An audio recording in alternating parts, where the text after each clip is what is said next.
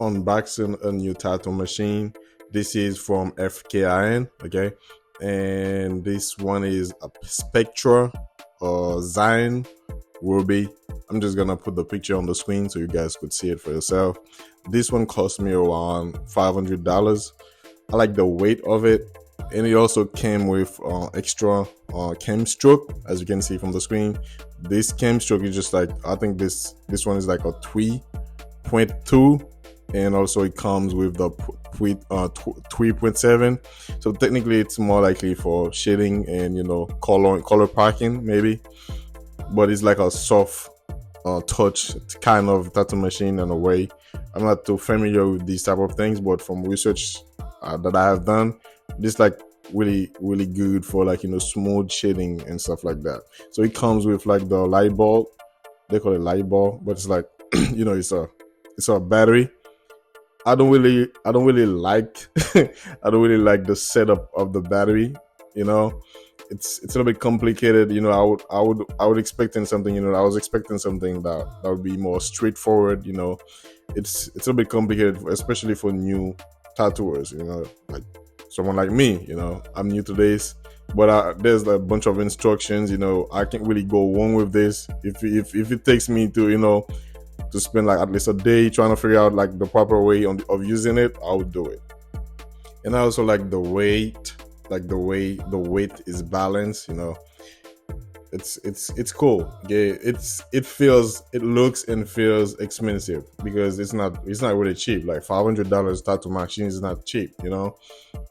So the thing is with those tattoo machines, the reason why I like them is because they have the option to change the grapes. For the grape, you can use disposable grapes for them, especially if you're new to the tattoo industry. You don't want to go with something that has like one or two grapes and you cannot really find like the grape for the tattoo machine. You would have to autoclave your grapes and stuff like that. You're gonna get like into a more complex process of disinfecting your tattoo machine.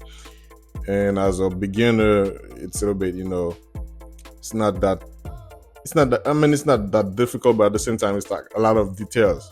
Like I said, I've been doing a lot of research so I'm trying to figure out like the simplest way to approach this without any complexions and stuff like that. This is one of the tattoo needles that I purchased from Amazon for practice purposes only. Cannot be using that on my own skin, as I mentioned previously. So I'm trying to figure out like how it feels with like if the machine is on, how exactly to adjust on the needle. Like how far I want it, like from the tip of the needle cartridges and stuff like that. I'm just trying to figure out how to properly use the machine. But other than that, like the weight from the battery doesn't really bother me that much.